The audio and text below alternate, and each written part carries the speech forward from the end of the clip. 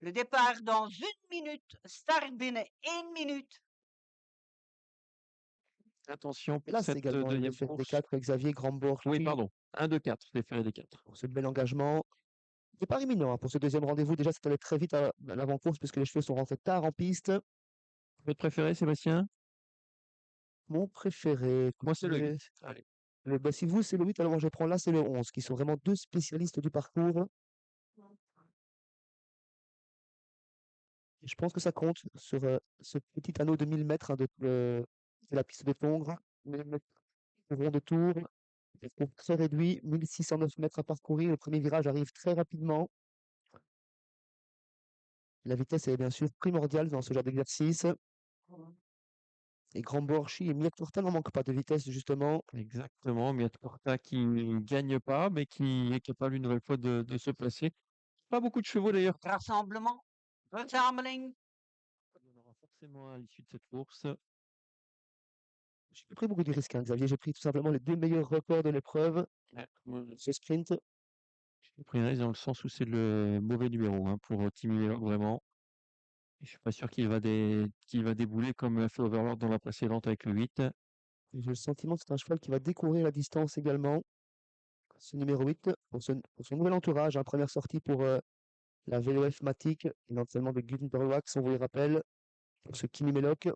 Ouais, il m'étonne, hein, ce Kimi Miller.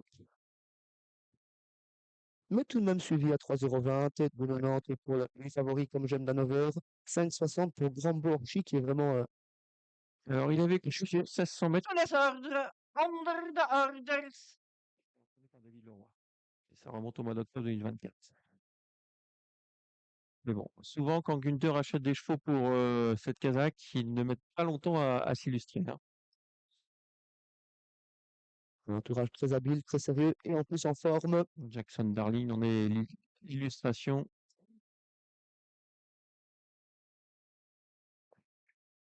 Et les concurrents qui se mettent en route vers la voiture.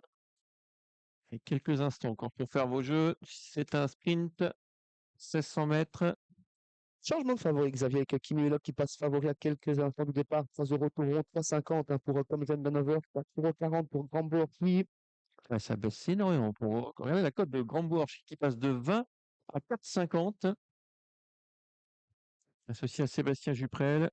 C'est vrai que l'engagement est idéal hein, pour Grandbourg-Archy. Course fermée à 9 000, il a 8 961 €. Il a des temps canons sur la distance. C'est le plus rapide. Oui, il est desserré les 4. Voilà. Tous les feux sont vers 4-10. Il est même. Ça a une cesse de descendre.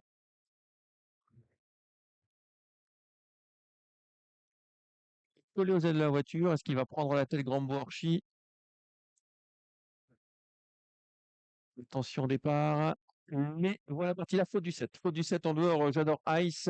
Bon départ, hein, numéro 8, Kimi Milok tout à l'extérieur, mais on part très vite également avec le 2 comme j'aime Danover. Là, ce grand Borchi qui tient sa place. Le 4 également, Joli du Lion part très correctement. Et le 8 qui est repris finalement Kimi Milok pour se retrouver en 6-7e position. Le 5 également, c'est montré fautif au départ, c'est Jason Reynald, imité dans le premier virage par le numéro 10, c'est Nadal Slipper qui est remis à cet instant. Il faut de vitesse en tête avec Grand Borchi qui garde le commandement pour l'instant face à Comme J'aime Danover qui met quand même quelques peu la pression. En troisième position, c'est le rentrant John Sindra, ce numéro 9, accompagné par Jolie Lady du Lion. Axwell est bien au trot aujourd'hui, progresse en cinquième position.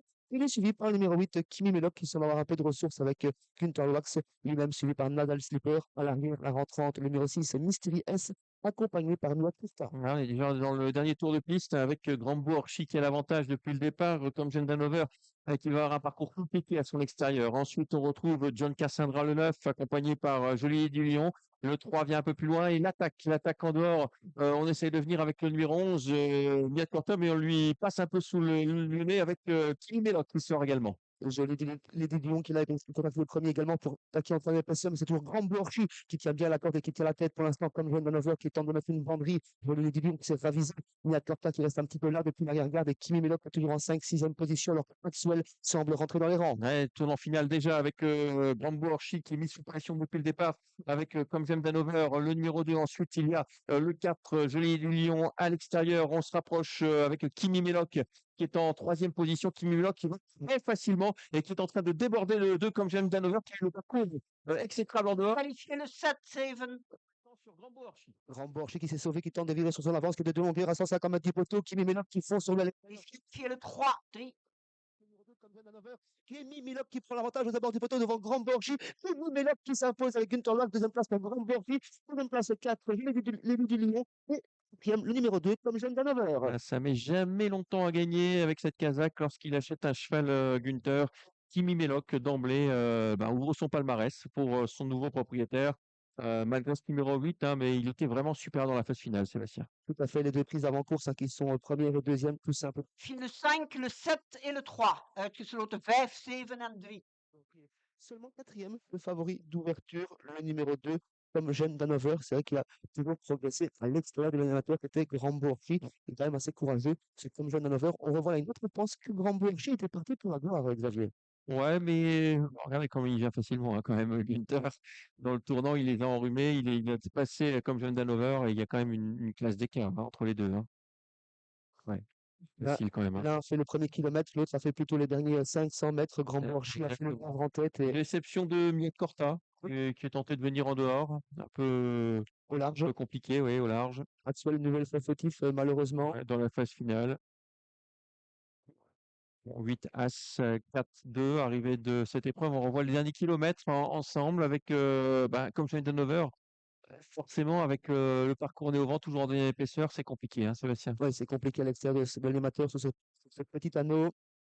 Grand Bourchi qui avait repris ici dans le virage des écuries.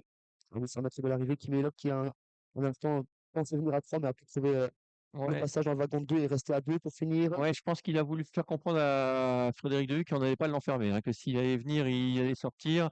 Et puis finalement, comme Mietkanter reste là, c'est pas plus mal pour Kimi Melok, qui peut encore se préserver dans un dos.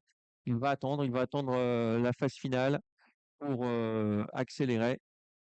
On voit que Kimi Milok a des ressources, mais va pas forcément mieux que ça non plus. Il y a quand même des petits terrains à faire sur Grand Bourchi qui va se sauver à la sortie des derniers virages. Moment choisi par Sébastien Juprel pour accélérer. Il voit qu'il a la mesure de comme jeune Danover. Il tente de faire l'écart avec Kimi Milok. Il s'annonce là, mais via les extérieurs.